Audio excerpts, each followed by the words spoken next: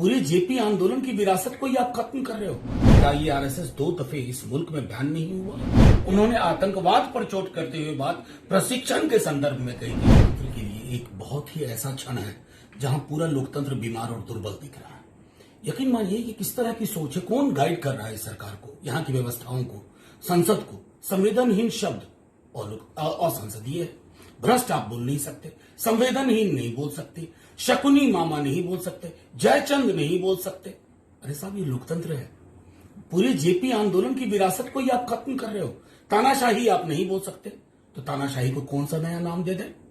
तानाशाही ना बोले, क्यों ना बोले? सच तो ये है कि आप जुबान पे लगाम लगाना चाहते हैं। शकुनी मामा बाहर हो गए, अनपार्लियामेंट्री है। कंस मामा, धन्यवाद हो उनका, आज भी है। हम जुमलाजीवी नहीं कह सकते, आंदोलनजीवी कह सकते हैं क्या?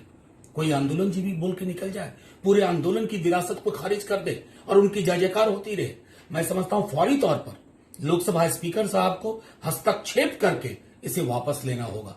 नहीं तो आजादी के 75वें वर्ष में आप लोकतंत्र के मिजाज को जमींदोज कर रहे हैं। इतिहास आपको गुनहगार मानेगा। अभी आप भले ताली बजवा लें।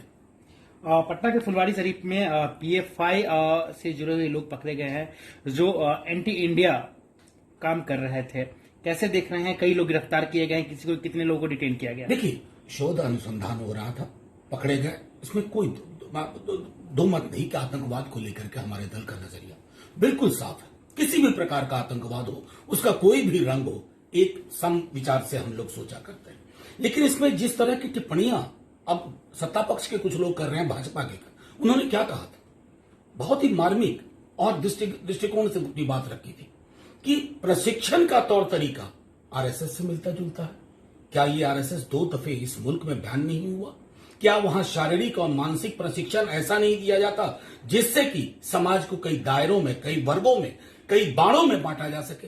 अगर ये समानता थी और उसके लिए उन्होंने वो टिप्पणी की, उसका टिप्पणी करने की शब्दावली जो भी हो, उसके बाद अब देख रहा हूं सो कॉज नोटिस हो रहा है। हो सकता है अधिकारी लोग भारत की स्थिति श्रीलंका जैसी ना होने देना चाहते हो, इसलिए अपनी बात मुखरता से रखते हैं।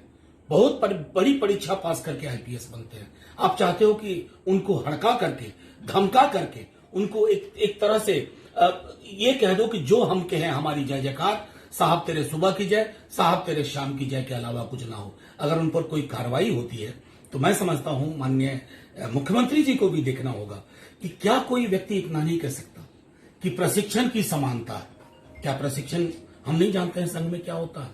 हमारे राष्ट्रीय अध्यक्ष कई दफा कह चुके हैं, आज उसी की तस्दीक हुई। किए गए हैं। हालांकि इस पर एसएसपी का एक बयान आया जिसको लेकर बहुत हाई तवा मचा। उन्होंने आरएसएस से कंपेयर कर दिया पीएफआई को। सीधी सी बात है, आप उनके बयान को देखिए। उन्होंने कहा कि प्रशिक्षण के तौर तरीकों में सिमिलैरिटी है। क्या ये वही देश नहीं है जहां गृह मंत्रालय ने 2 दफा राष्ट्रीय स्वयंसेवक संघ को बैन किया? आज भले आप सरकार में हो, आज आपकी तूती बोल रही हो, लेकिन आप अपने पास्ट से, अपने अतीत से अपना पीछा नहीं छोड़ा सकते। तो प्रशिक्षण के तौर तरीके समान है। क्या उन्होंने अन्याय कर दिया? क्या पूरा अटैक इसलिए है कि वो एक अल्पसंख्यक समुदाय से आते हैं? क्या पूरा अटैक इसलिए है कि यहां बीजेपी सरकार में है और वो नीतीश जी को झुका लेगी? क्या अटैक इसलिए है कि एक सोकॉज नोटिस दे करके इनकी जुबान बंद कर दो?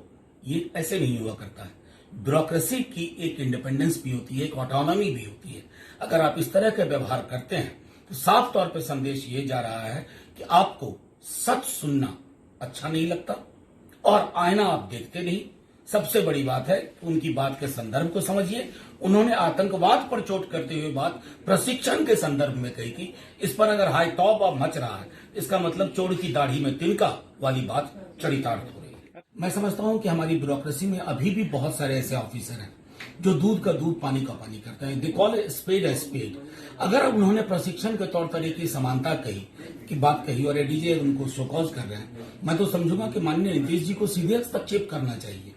जाहिर तौर पर उनके बयान को आप मैग्नीफाई करके और अगर अपनी राजनीति साधना चाहते हैं तो ये मसला छोटा नहीं है।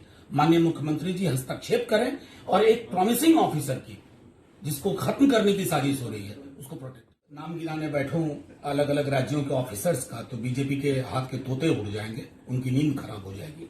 कैसे ऑफिसर, जिसको हम कहते थे ना इमरजेंसी के दौर में कि कमिटेड ब्यूरोक्रेसी, उन्होंने कमिटेड और कंप्लायंट ब्यूरोक्रेसी बना ली है।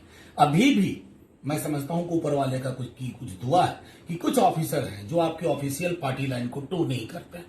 उन्होंने, मैं बार बार दोहराता हूं कि बयान के निहितार्थ को देखिए कि प्रशिक्षण का तौर तरीका, आप जब हाथ में लाठी लेके सुबह तो क्या आप वैसे हिंदुस्तान की कल्पना करते हैं जहां हर वर्ग हर जाति एक साथ शांतिपूर्ण ढंग से रहे? अगर आप वॉक कर रहे होते ना तो 2 बार बैन ना होते।